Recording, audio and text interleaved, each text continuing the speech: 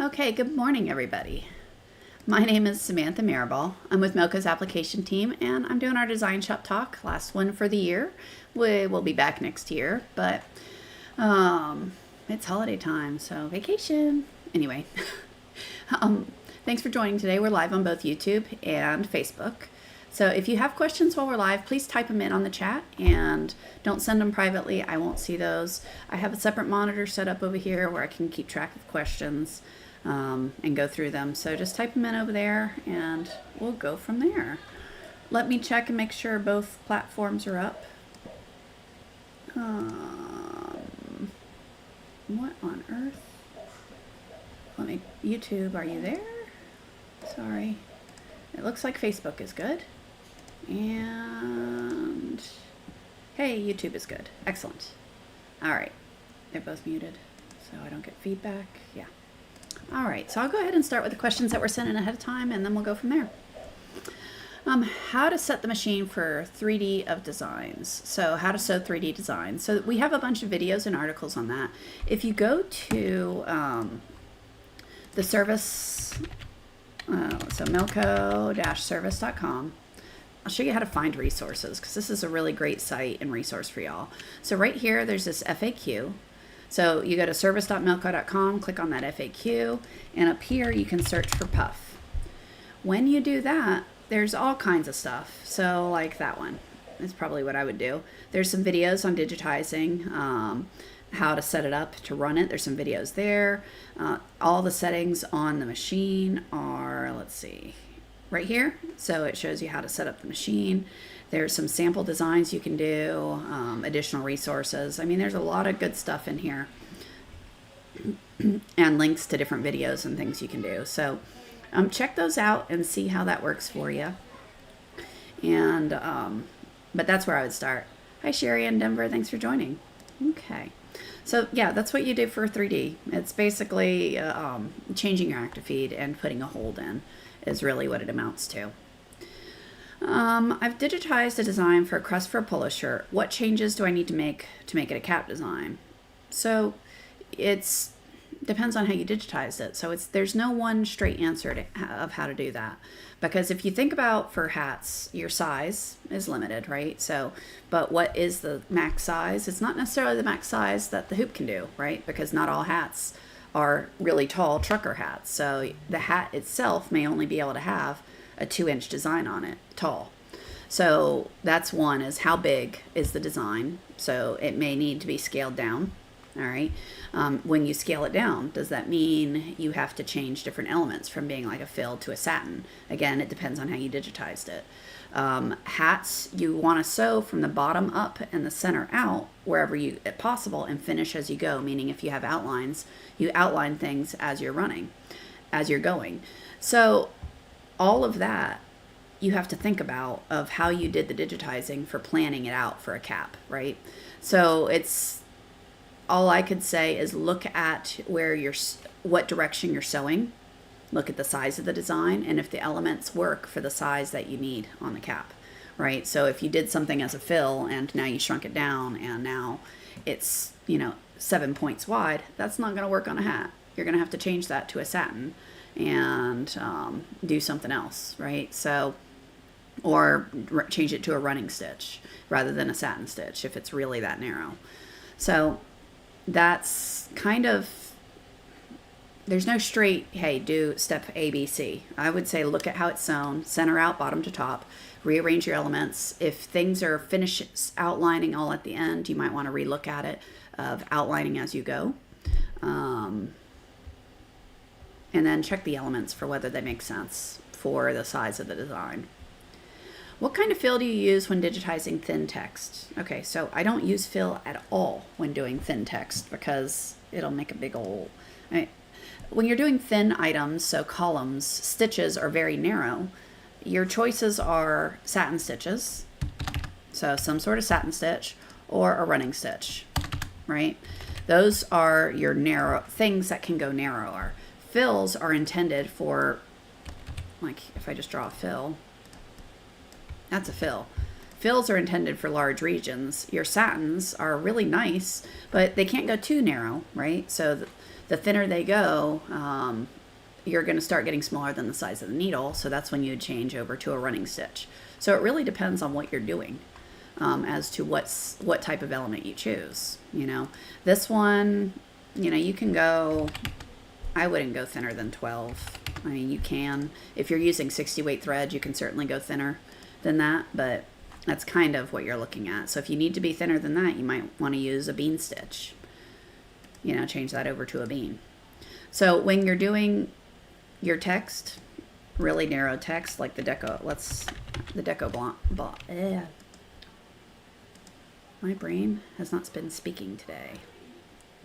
All right, this is a relatively narrow font. So that is a satin stitch. That is what I would use for narrow, thin, small things. And then depending on the case, you might have to go to a bean stitch type. But generally you can use satin stitches along there with the center walk underlay, and you're good to go for thin text. Okay. Hello, Karitza. Thanks for joining in Texas. Merry Christmas to you too. How is this digitized? So I've spent a lot of time this morning trying to make it easy. I know how it's done, but I would do it manually, and that's not a lot of fun. So I was trying to find a way to do it auto, and I'm not there yet. So what this is, it's a satin stitch, essentially, a large satin, or what I think it is. Let me preface this. I think it's a large satin that runs this way, right? So you do a large satin, and then you do an angled satin this way on each corner. So one that way and one this way. And then you overlap that angle with another large satin this way, and you keep on going with basically a straight and then an angled satin stitch here. And then you overlap that angled with your next row. And that's what gives you that neat little texture, by always having the next set of stitches overlapping. So I would do that manually. Personally, I'd do a short satin. I'd have my 2 satins coming into, and then I just copy and paste it down a gazillion times. Is how I would do it. But I'm trying to do it through decoratives because I love decoratives, but I haven't got it yet. So I don't have it to be able to show it to you because what I did wasn't working. Not completely yet. And the thing with these sorts of stitches, it all comes down to trial and error. You try something, does it work? Yes or no? Kind of works. All right, let's make a change here. Now let's try it again. And that's what you'll end up doing, right? So again, it's probably a wide satin of some sort. So let's make that big. All right, not that big. And we want it to be satin. I'm going to turn this all off for the moment. And we're going to override this guy here so that it's actually a satin stitch. All right, and we don't need it that long. So you decide how long you want it. And then you're going to have another set of satins.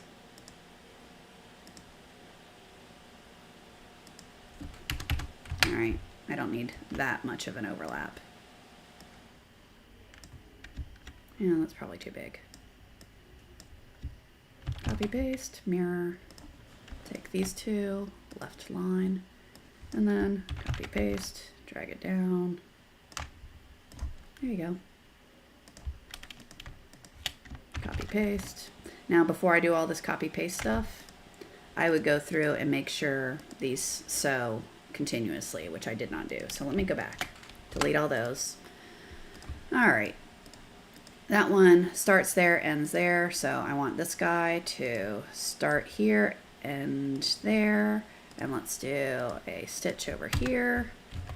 Take this guy, have it start here, and where did the other one end? I don't know. All right.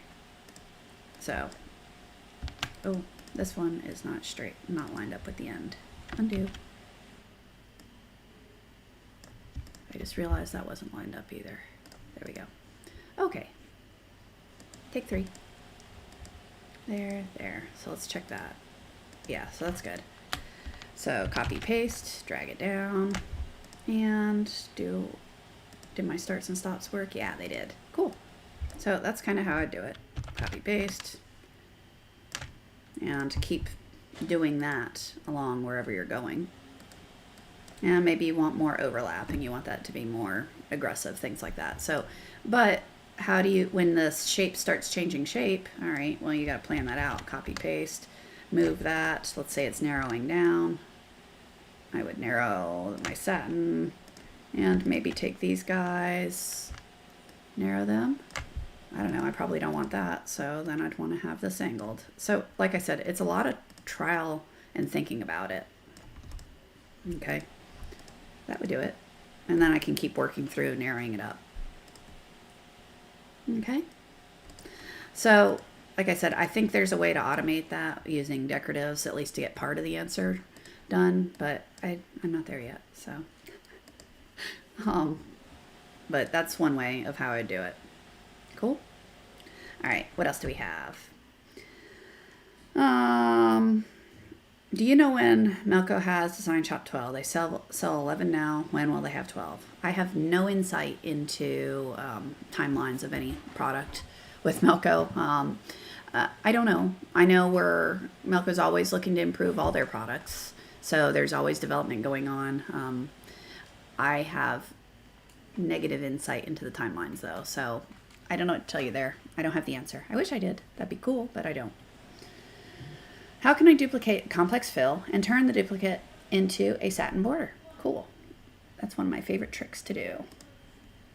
All right, so I got a complex fill conveniently right here. All right, and it's kind of small though. Let's make it bigger. All right, so I got a fill. You want to duplicate it.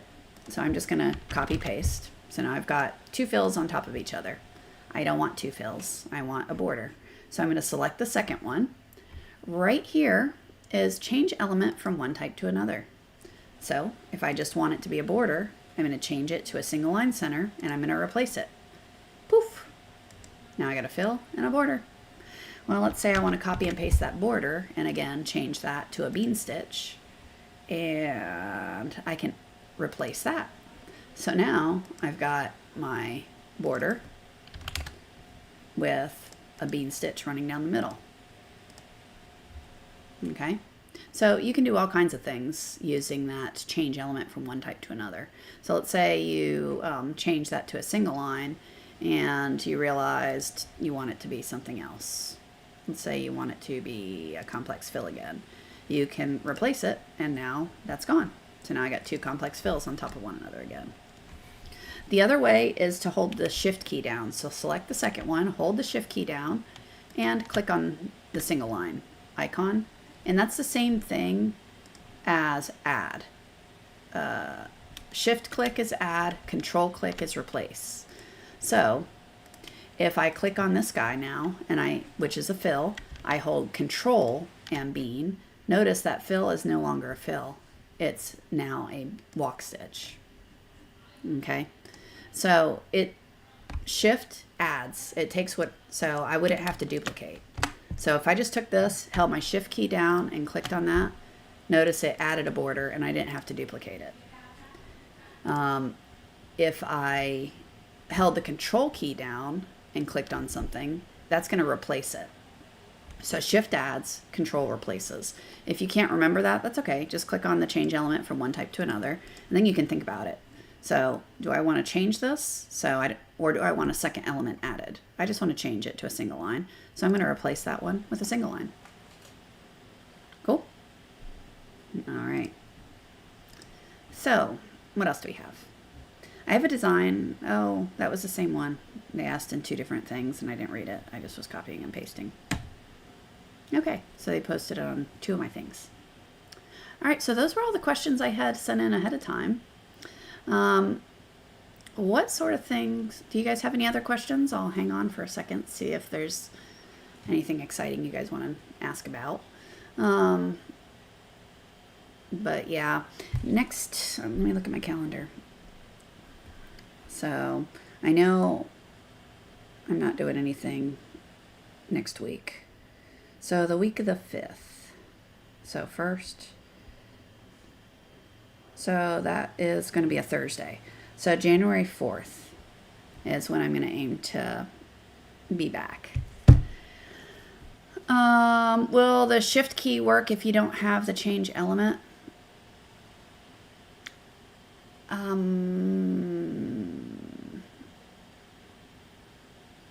I don't know.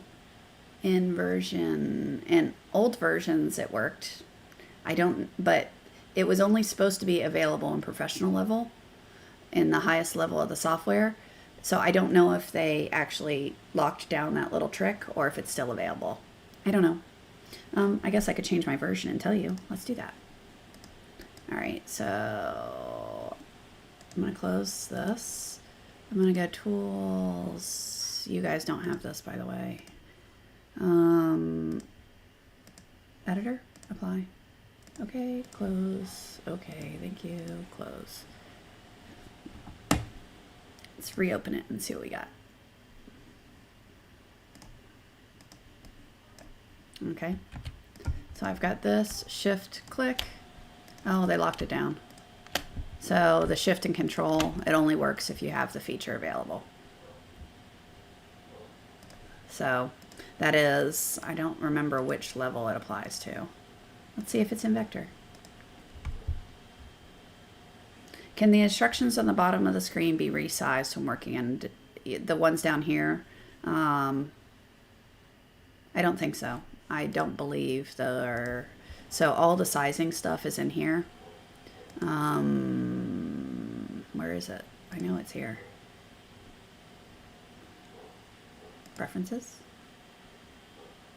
Oh, right there. And I don't think if you change these, it actually changes that text. No, it doesn't change that text. So the text stays the same. So no, you can't change that. And the big icons make me crazy, so I'm putting them back. Let's see if the vector version has it. I'm just trying stuff for y'all to see. Shift click. Nope. So yeah, they locked it down. It used to be. So you have to have that feature for it to work.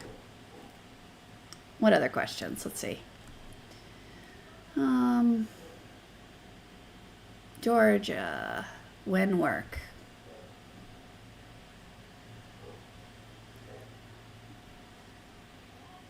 Okay, so the null, it's, so Gail's asking, why do I sometimes get null as a color, even though I have it designated as a color? I don't have an answer for that. I do know the fix to it. So if it ever over here says null, oops. One, if it says null, it can cause issues. So you do need to address that.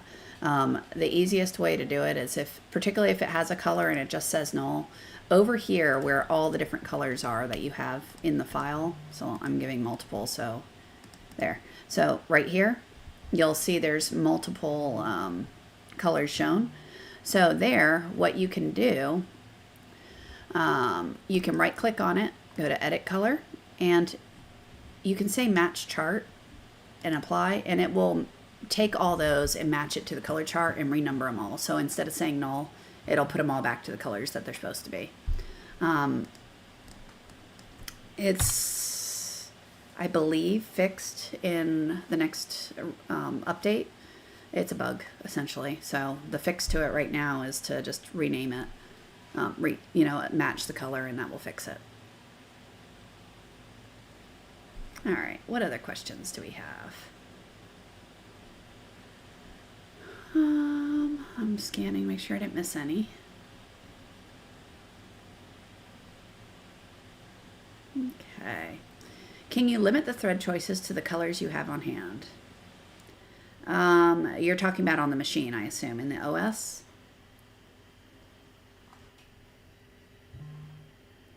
Rick, if you can clarify if you're talking about the OS or here.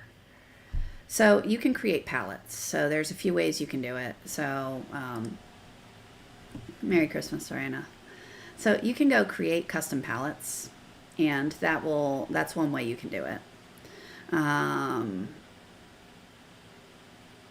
I will tell you how I've done it, or I'll show you. So here, let me, this is for something else. It's for fabrics I have on hand, but it's the same idea. So I created my own color charts that have just, these are my fabric colors that I happen to have on hand. So, and I created my own color chart. I named it Madeira only so that it would be in line, close to the other ones I use all the time. And that way I can say, all right, there are the colors I have. So how can you create your own? I mean, that's how I do it personally. I created my own, and that way I load that, and there are the colors that I have, and it's easy. I don't have to scroll through a whole bunch. I can see what I got, tell it to match. You know, these are all, again, different material colors, but you can do the same principle for threads. So we did get you a link on how to create your own custom palettes, and that is how I would do it, is create your own custom palette, and that'll actually be available both places, in OS as well as DesignShop, if you move them into the appropriate folders once you get it created. Can you change Sensory Redux font to a single line with shortcut keys? I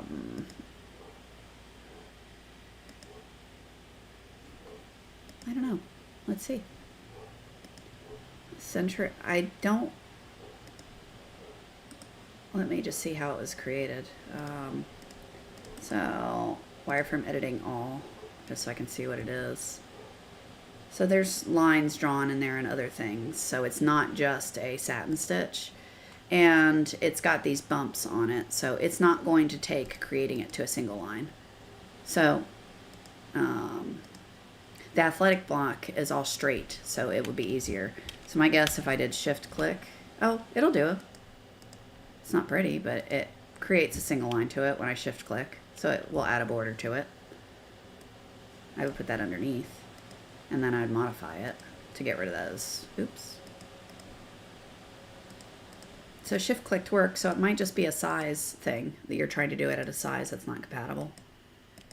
But yeah, like that one, I'd have to fix that because that's not going to work for me. There, that's better. So shift clicked work on the Sensory Redux. It might be the size you're trying to make it work at. It might be too small or too, usually it's too small, and that's going to give you problems, I would think. So Katiana, does that help any?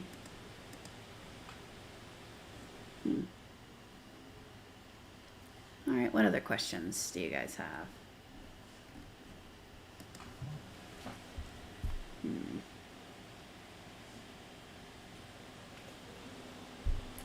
Hang on for a second, see if anyone else types stuff in so I don't just cut y'all off. So Rick, creating a custom palette would be my recommendation.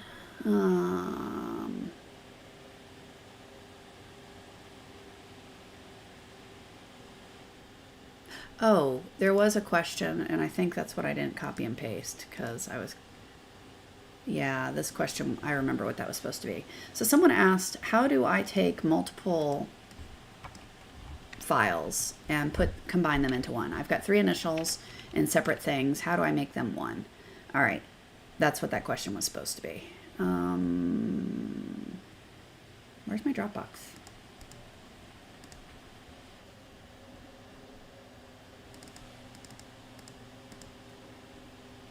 Things I've bought. Font. I don't know. I don't know what any of these are. Let's try Pharmacy Satin.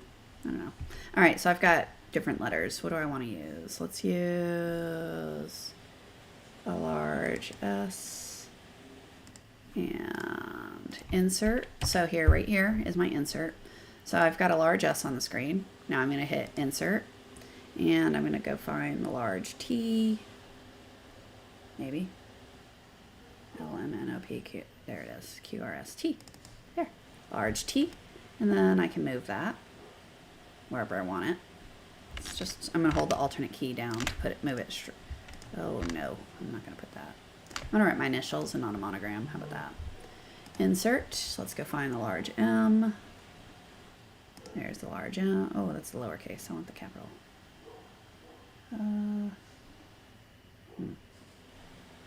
A, B, C.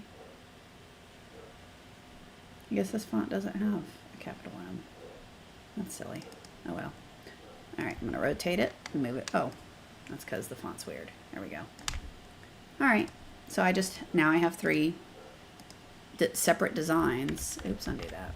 So now I have 3 separate designs in this one file, and I use the insert. Now the other way you can always do that is you can go and load them individually and do copy and paste, right? So if I opened these files rather than insert, oh, I know how. Open, home, come on, there. All right, so you can select the whole thing, do Control C, and then go back to your other file, Control V, and move it around. Okay, so you can always paste them in that way. So if you don't want to do insert, you can always just copy and paste. Can you try mama? Sure. So there's M. Oops, let's delete those. All right, so, and I'm gonna go insert an A. Where's my A? There's a large A. Oh, that's cute. All right, MA. And I'm gonna zoom out, copy that whole thing, copy, paste, hold my control key and move it over. Mama, there we go. And then select all of it. All right, so notice this. See those long stitches there? That's because these are all expanded. I have to insert trims. If they were separate colors, they would not have been there, but that's because these are expanded files. Oh, Century Redux. Got it. Sorry, I got Diana. Let's see. We're going to change that to Century Redux. All right, MA. 1 inch. It's kind of small. I don't. Shift click. Yeah. Shift click does it. There. And then I can make them wider. 30 maybe. Yeah, it gives me borders. Let's try the capitals. Copy paste. Maybe it's capitals. Caps. MA. Shift click. Oh, it doesn't like that one. It's going to crash. One moment. All right, I will ask about that. See if there's a reason. So, is it just, no, I don't want to do that. A.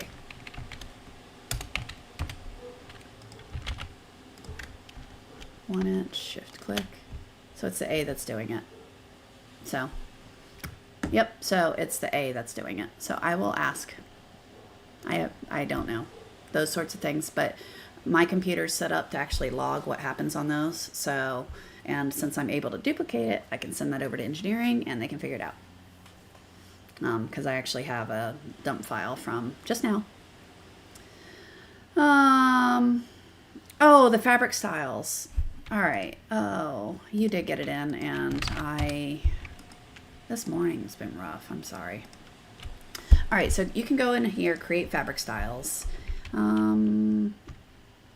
Test.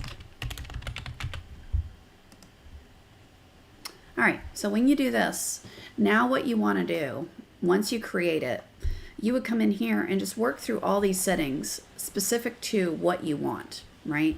So if you want a specific tie-in and tie-off, you want specific densities, you want a different underlay, whether you're doing stuff, if your stitch lengths are different, all of that, you click through all these and create and update all of this specific to whatever one you're doing.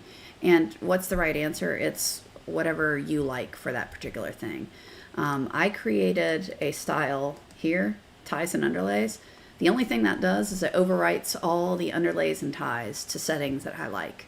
So I can select an item and say apply, and it will then apply the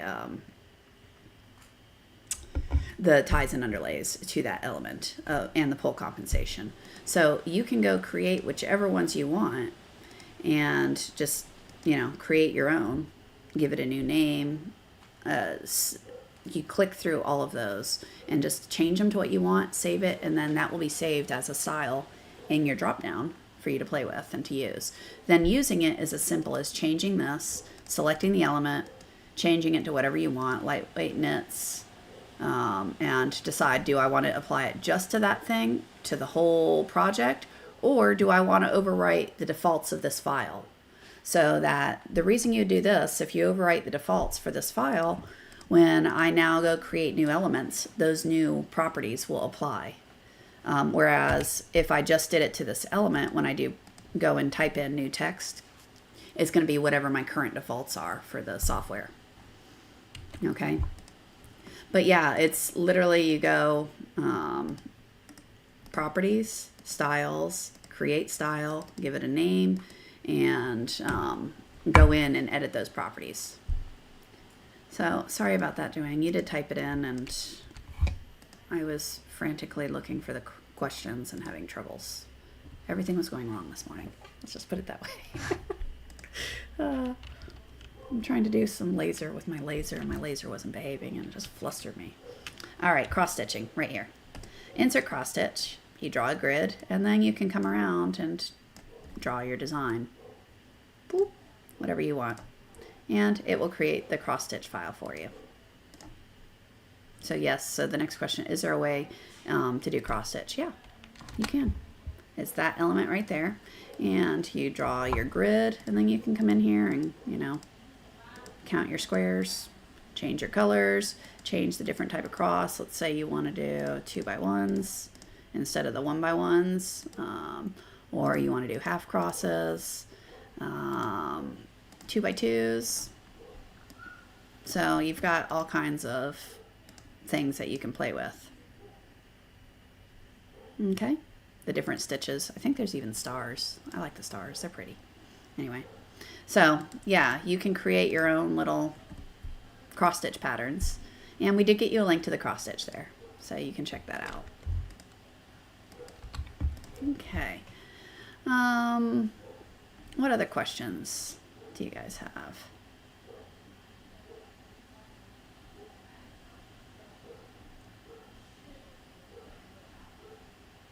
Nothing?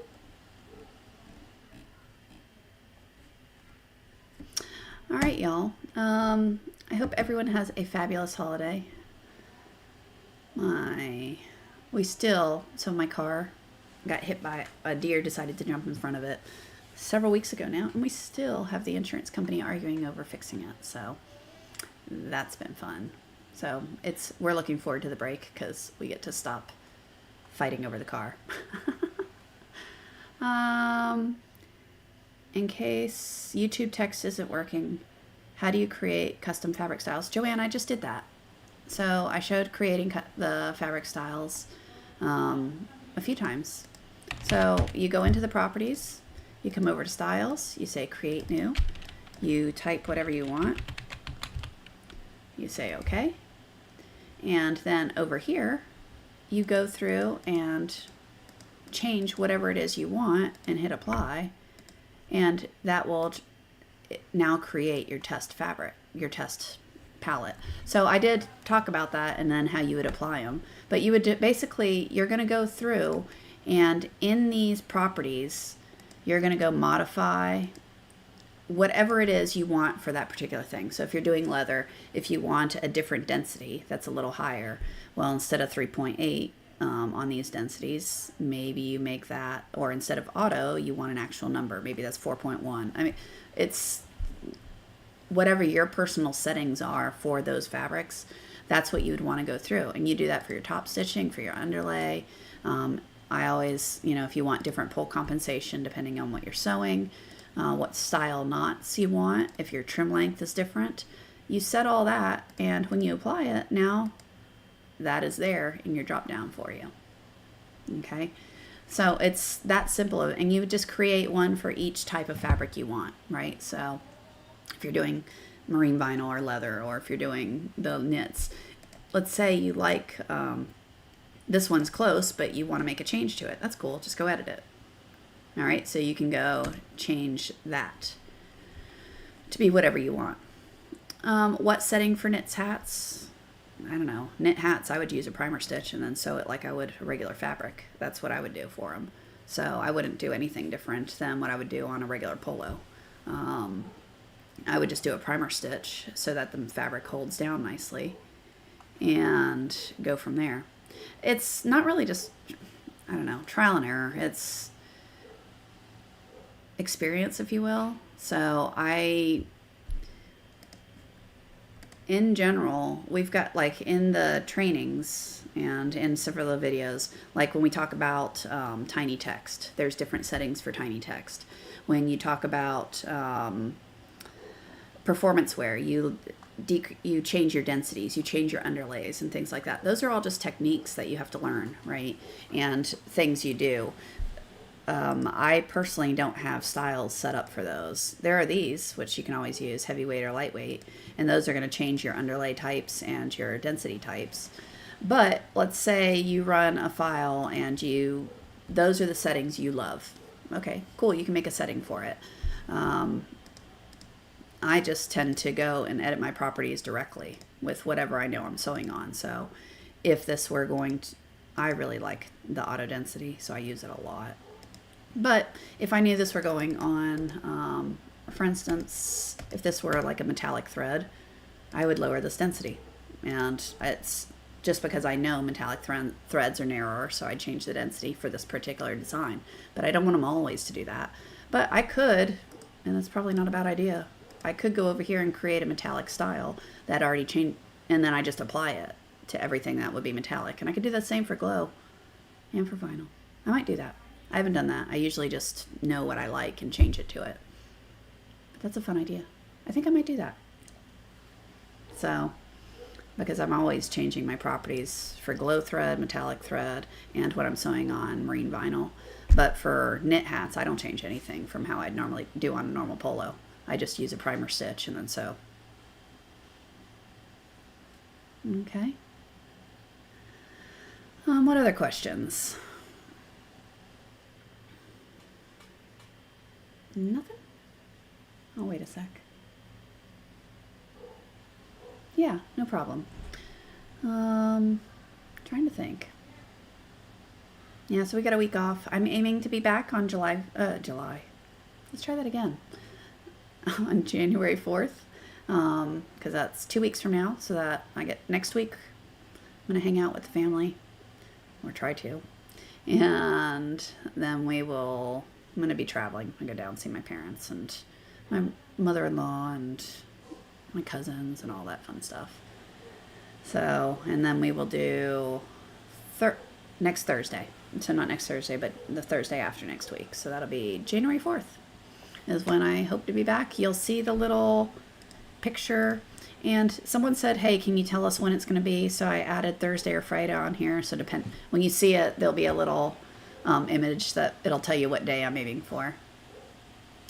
All right, you guys, have a fantastic holiday, and I will talk to you guys next year. Happy New Year. Till then, have fun sewing.